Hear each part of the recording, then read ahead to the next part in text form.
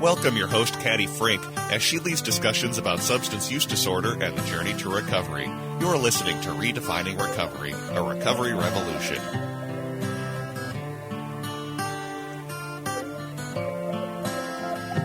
Gotta just get that little bit of music in there, and then I just know it's time to roll. Hello, everybody. My name is Caddy Frink. I am your host for Redefining Recovery, a recovery revolution, here on AM 950, the progressive radio station. So who's across the table from me? Molly Posey. Molly Posey! How are you, dear? I'll be honest, it's been a morning, but Okay. I'm upright, so we're good. There we go. Yeah, Yeah. we're just kind of in space, so that's great. I've been waiting for Molly to come in here and have a conversation with me. I'm finally here. Yes, you are. You have a good radio voice too, nice and deep. Oh, I like it. I know, it's great. So first of all, I do want to say thank you to our funders that we've had over the course of the last, it's been a year and a year and a half, folks. This is so fantastical.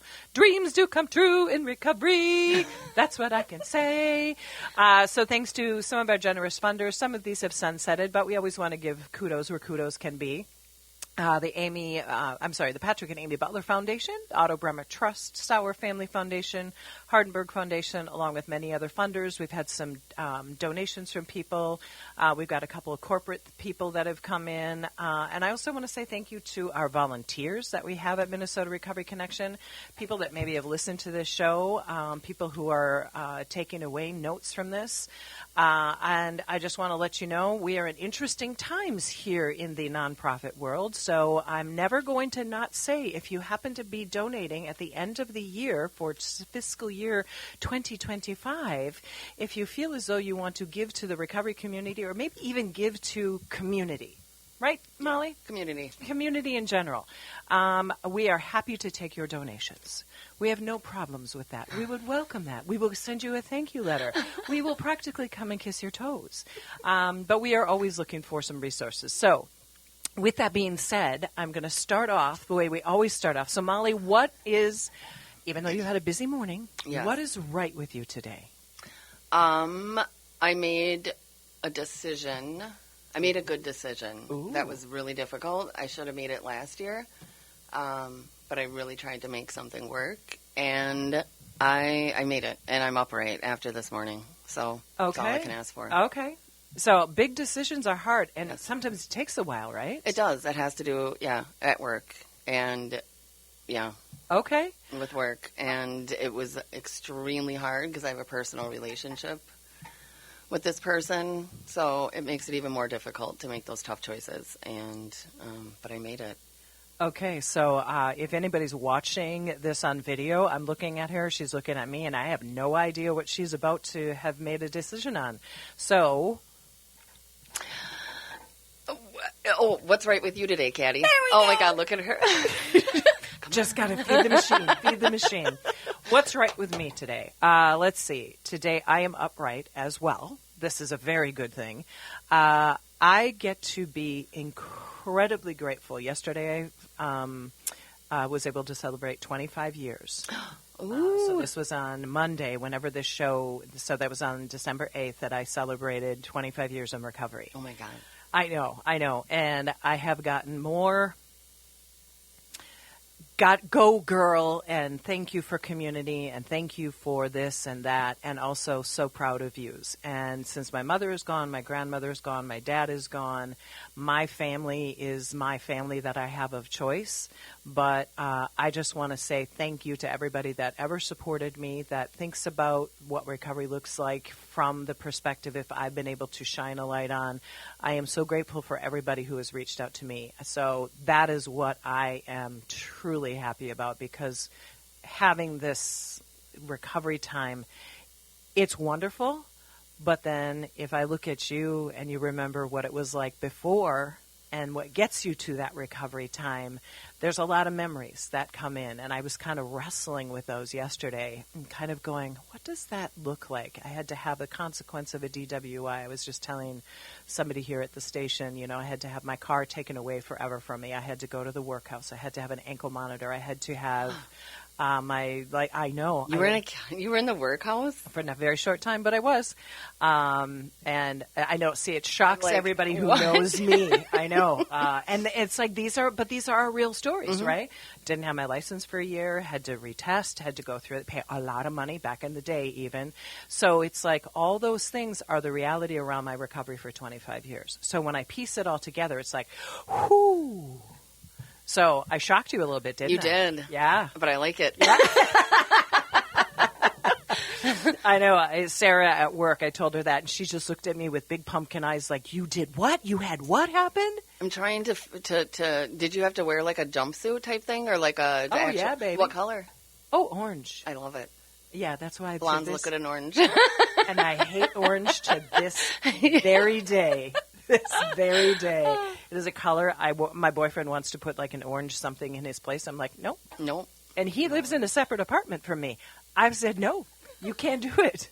Anyway, so we are here, Molly Posey. Where do you work currently right now? Recovery Corps. I'm a program manager. And so AMPACT, and then... what is AMPACT? So describe that to people who are listening. So it's one of the largest nonprofit in the United States, and so there's multiple programs underneath through AmeriCorps, and so Name one of off them... some of them. So Reading and Math Corps. Yep.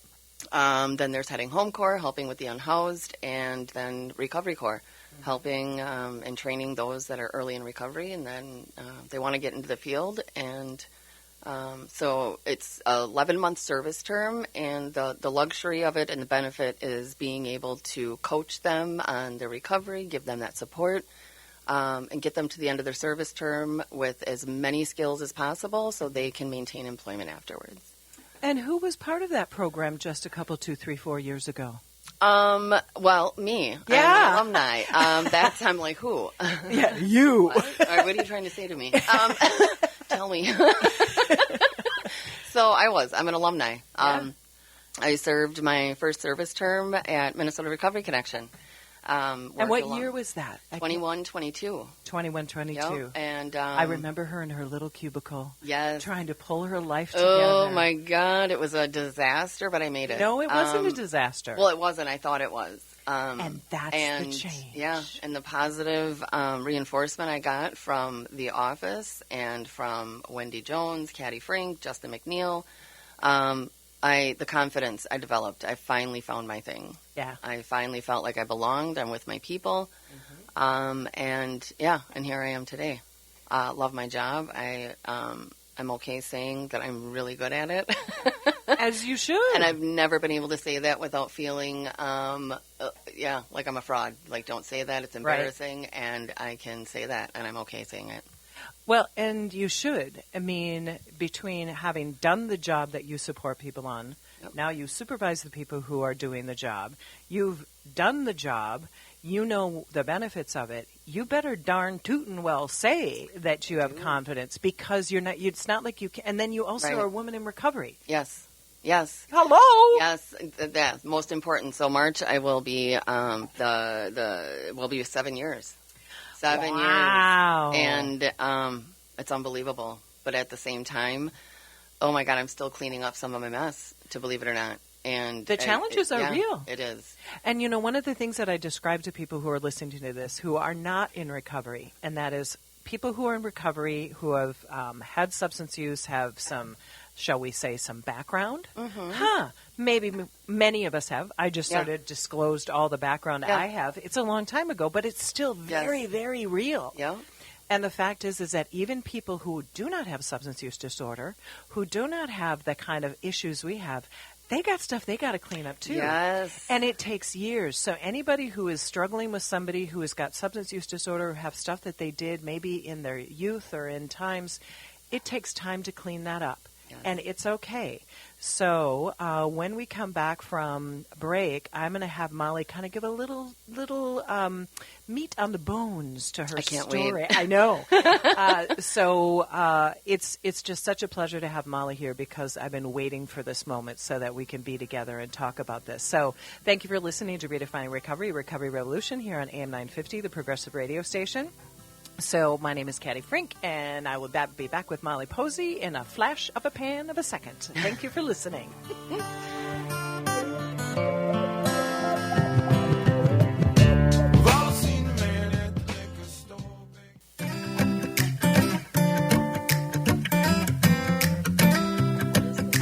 know this song either, but I always give credit to Aaron Fitzgerald, who started the show with me. Welcome back to Redefine Recovery Revolution. I came in with talking to Molly rather than remembering to intro the show. Hi, everybody. I'm Caddy Frink from Redefining Recovery Revolution here. I told every time I have a guest come in, I say, you know what, it's just going to be having a conversation. So all of you that are listening, just pretend you're having a conversation, and you get to listen to Molly and I chitter-chatter. Who's in front of me? Molly Posey. And you work for? Recovery Corps. Which is a part of AMPAC. Now, I've always said that Habitat for Humanity is part of the big umbrella, correct? Yep. Okay.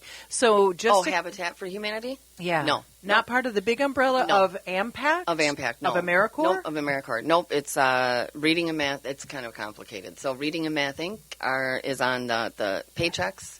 Okay. But Serve Minnesota is above AMPAC, who is responsible for securing funding.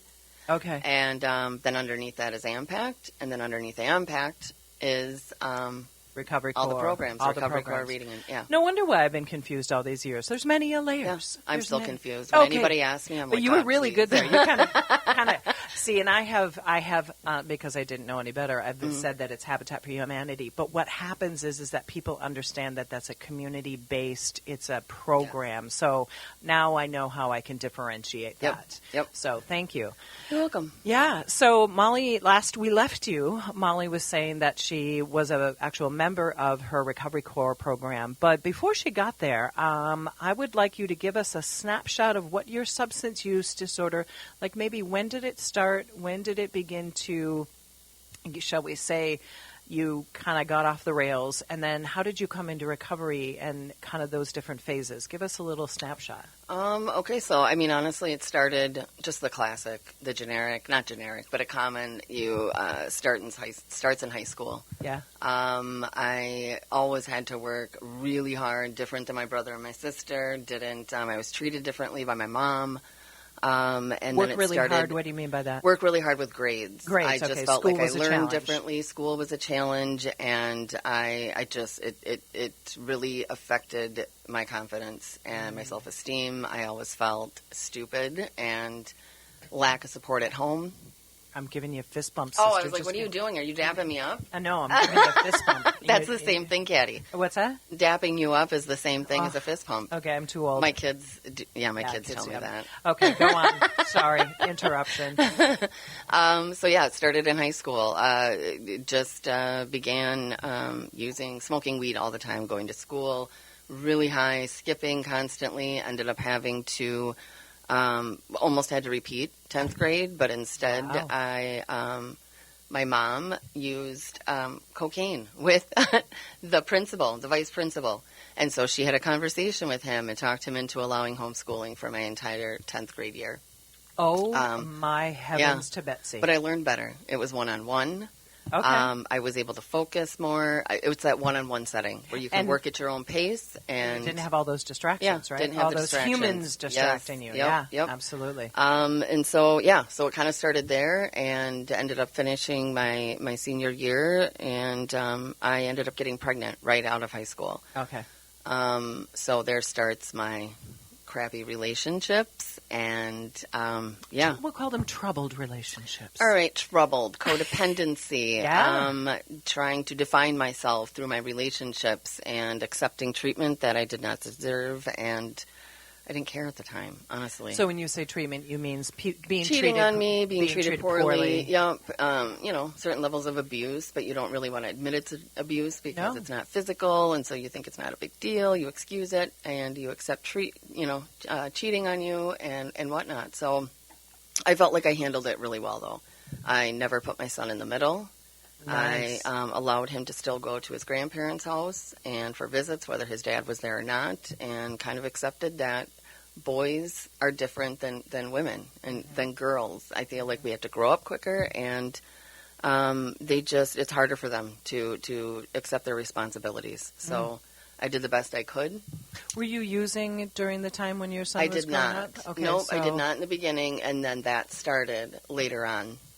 Probably I moved out of my parents' house when he was a year old. Okay. Extremely excited but very difficult to pay rent. I still worked, but it was low-income housing. Yeah.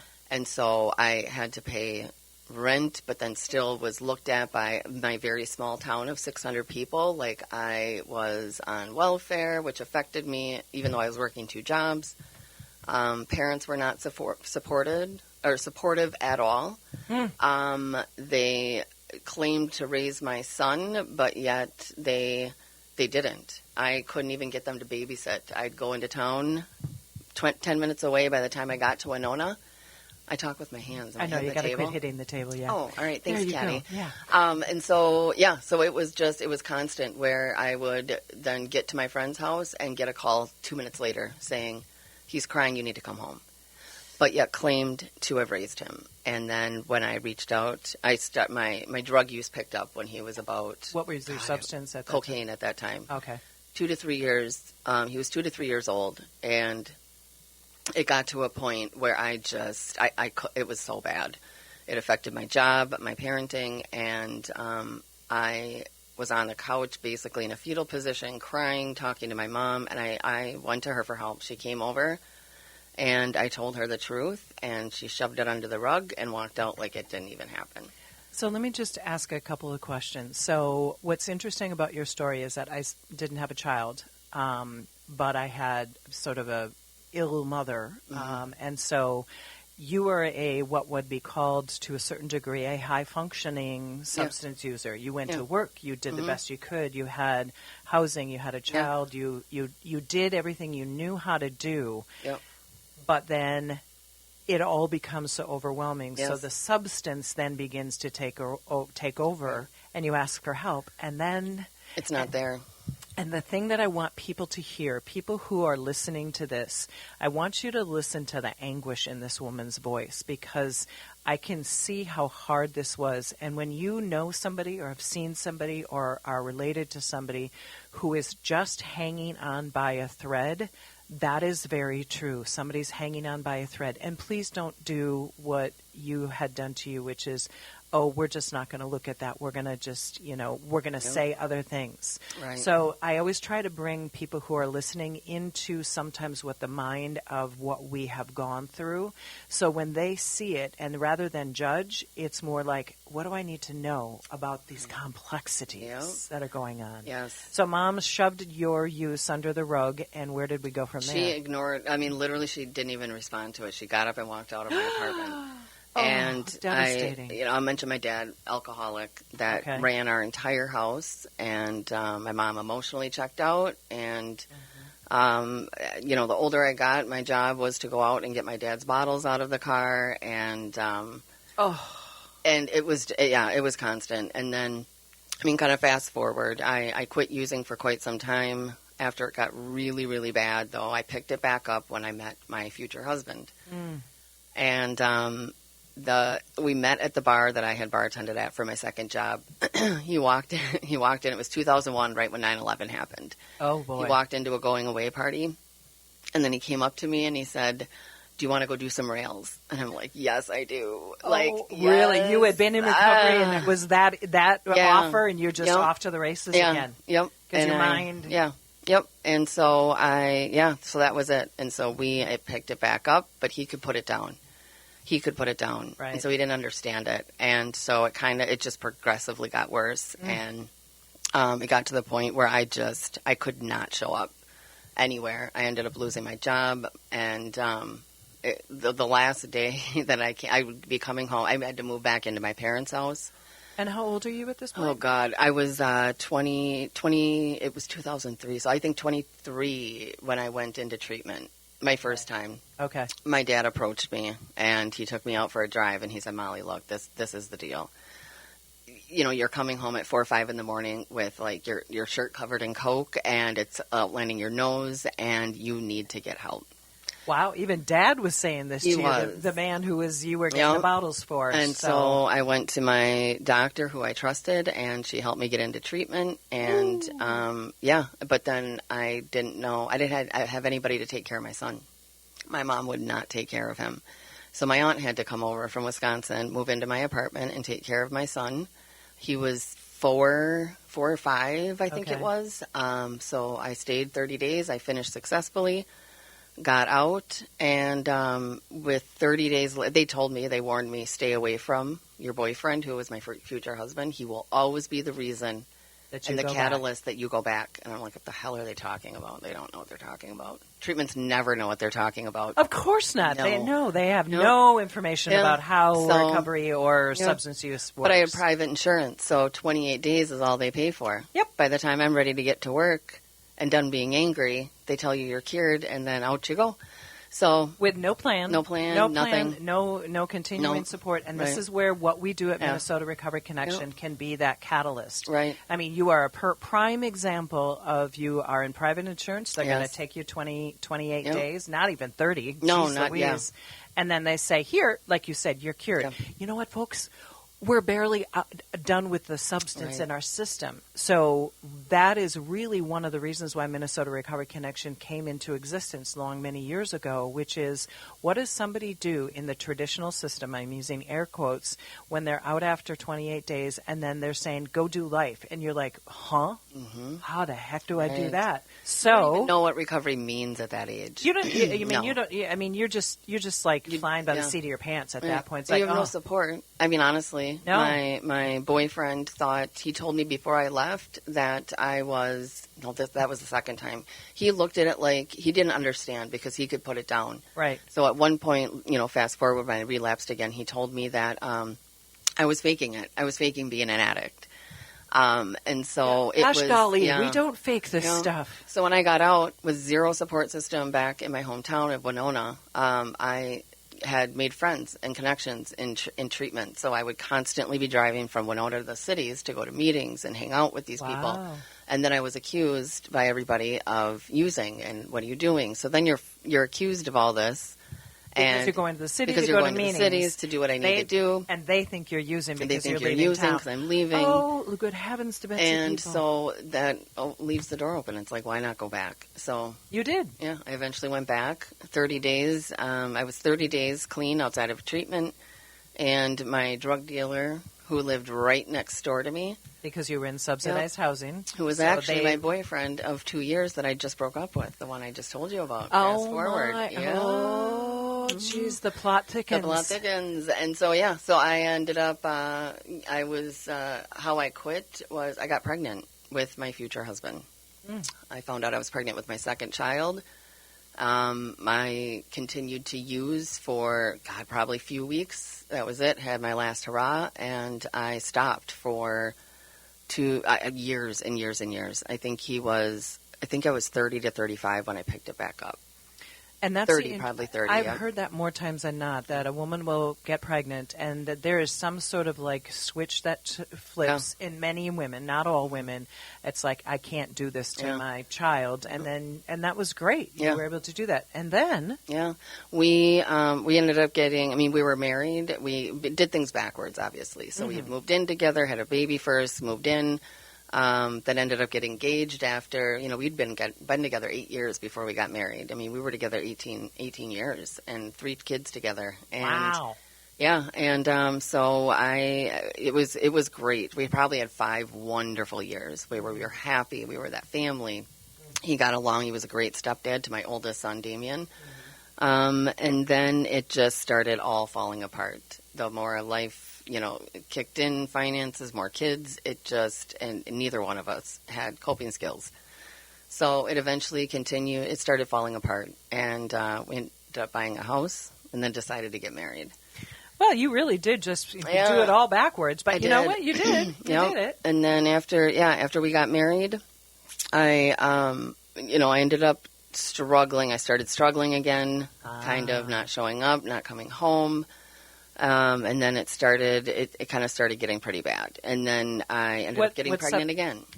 What substance were you using? Cocaine again. Yep, Okay, still so cocaine. It was your choice. Yep, but then ended up having, when I delivered my third child, my third son, I ended up having a postpartum hemorrhage. Oh. And it was serious. And so it took the complications from that and the healing time from that. I ended up was prescribed The good old opiates. Opiates. Yay! Oh my God, it was amazing. And I I loved opiates. I already loved it. They labeled me an opiate addict the first time I went to treatment. I'm like, yeah, whatever. I don't know what they're talking about. So thinking I could handle it, and then that was it. I just, life was wonderful. Again, I felt overwhelming sense of love. I'm happy. I have energy, da-da-da. So I ended up going to a pain management doctor and walked out of there with enough oxycodone and OxyContin for a cancer patient, literally.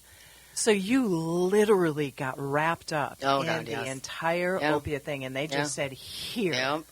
Oh my God, I was handed, it was amazing. It grabbed me. I was soccer mom. I didn't miss a beat. I never did not show up in every area of my house, my family, my kids. So let me ask you a question. So you're running on all cylinders, high as a kite, but you're able to function. Yeah.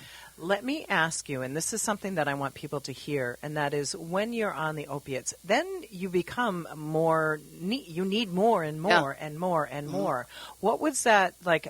How long were you on opiates? And 7 years. 7 years. And then your use continued to grow. Yes. And then were you part of they cut everything off? Yeah. Or? No, well, so what happened was, it got to the point, my first prescription, every 30 days you get a new refill. And so that first 30 days I ended up taking more.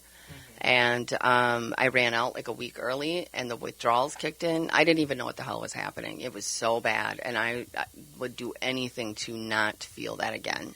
Because that is what opiate, that is when people run out of their pills and they turn into a basket case and a biatch. Oh, it's just you get physically ill. So you can't function. It was so bad. And so anyways, it just progressively got worse. It got to the point where, my brother who introduced me to this doctor, he was on the same amount of pills, same prescription, same milligram. My dad was on morphine and Dilaudid. And so me and my brother and my dad had this whole system going where we were all abusing, all overusing them, and so when one would run out, we would go to the next person, and it continued for years. You had your own pharmaceutical system going. And so then it got to a point, though, it got so bad where if our prescriptions were off and we were both out or he was low, I started breaking into my brother's house and stealing his pills. I would be literally tearing up his house trying to find these pills. Same with my dad. Wow, feeling horrible because if they run out, they're going to go through the same thing. But you were number one. No, that was it, dude. I could not feel that withdrawal. And so my brother ended up getting one of those huge, bank-looking safes. And I'm like, God damn it, what the hell is wrong with you? Oh. Be careful with the language just a little bit. I know, it's like...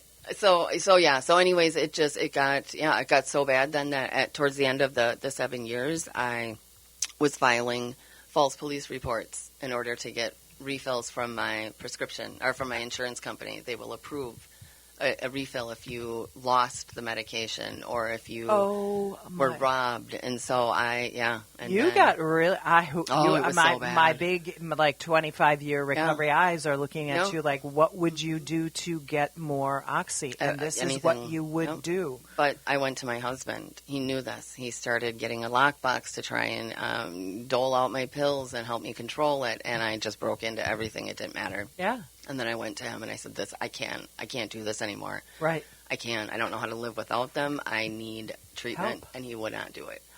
And he didn't want to go through the embarrassment of work and didn't want to take care of the kids on his own. And what am I going to tell my work? And da-da-da. So there was zero support. And because of my family, I had nobody. What did you do? I was at Goodview Days in Winona, softball tournament. I had one pill left. The bottle barely, when you pick up a refill, that bottle, that full bottle, that noise is like, oh my God, there's nothing like it. It would be like music, literally, to your ears. But then you shake it throughout the month, and it's like, oh my God, the fear of it, what's coming. I was out of options. My dad had been taken off of his medications by the VA. Yeah. My brother had his in his safe. The store is closed, okay. And so I ended up running into an old using buddy. I had one pill left and knew what was going to be happening tomorrow. Ran into somebody I used to use cocaine with, and he cut me up a line. in the garage of his parents' house, and I looked at it right before I went to go snort it. The dollar bill was over it, and I looked at it, and I'm like, this does not look like Coke. And I asked him, I said, what the heck is this? Oh, no.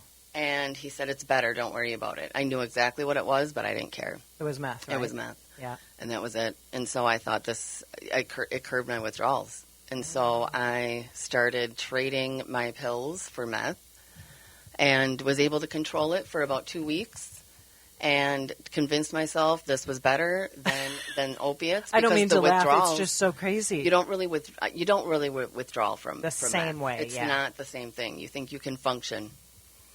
Yeah. Okay. So. Just saying. Keep going. Yeah. And so then, so 6 years later, I lost everything. I ended up getting my first fifth degree possession. I started using, I was 35. And so 2015, I think, and it got to a point where the choices and decisions I was making and how I was showing up for my kids was just, it was awful. Yeah. But again, no support with going to treatment. My husband would continue to travel, leave me home with the kids, knowing that I was not able to care for them. Not function, yeah. Because when you're up 3 to 4 days and you have a choice to make, I either stay awake and keep using so I don't fall out for 24 hours and risk my 3-year-old daughter, 2-year-old. She was 2 years old, 2 years old. And so anyways, my son ended up getting fired from his paper route. Oh. And they ended up becoming truant at school, not showing up. And fast forward, my husband went on a business trip, and he came back, and our kids were taken away when he came back from that business trip. They went to go live with my mom. My sister started calling CPS on me. And it's the most terrible thing in the world, but sometimes it's the best thing. It needed to happen, but yeah. Okay, it needed to happen. And so, so it ended up, it was back and forth, and 4 or 5 treatments later, and no support at home. He ended up, the last time I was in treatment, after I'd been in and out of jail, he ended up serving me with divorce papers 2 days after I got there, and went for full custody of the kids. And I understood it, but he did everything he could along the way to block me. Basically, it was like the moment I was sick, the moment I needed support, it was like he was able to stand up tall. He didn't vanish, but he was the man. Oh, he was the one who was in total control. Yeah, okay. That was it. And so vanished in terms of support. Yes, but took the reins. The constant doing whatever he could to keep me sick, not taking my family's offer of help, and ended up constantly threatening me in front of the kids with CPS, and I'm going to call the cops on your mom. She's going to jail. And I ended up moving out because it was better for the kids, less fighting if I wasn't there. Right. And then I find out years later, after I finally, am in recovery, understanding it, doing well, that he wasn't there either. My son, he was, 8 to 10 years old. He raised my kids. And he wrote a paper on it recently when he was in 11th grade, and I read it, and it was a gut punch, and I couldn't believe it. And the thing that stuck with me the most is there was no food in the house. He didn't know where Dad was. He wasn't able to call me when he was home because if he did, he would get in trouble. And so he said there was nothing in the fridge except for a moldy lid jar of spaghetti sauce and something else, and that's what he would feed his brother and sister. He raised them, and it was really bad. So, wow. Yeah. Molly Posey. Yeah. Whew. Oh, God, there's more. I'm sure. My gosh. Well, and that's the thing. We're about ready to take our next break, and I feel like we need to do 2 shows on this one. Mm-hmm. But this is a story of somebody who gets stuck in substance use. Well, you start with a family that's not supportive. Then you get into relationships that, because you don't know how to have strong relationships, then you get into codependent relationships, and then, it's like your story is a cycle that is repeated. Mm-hmm.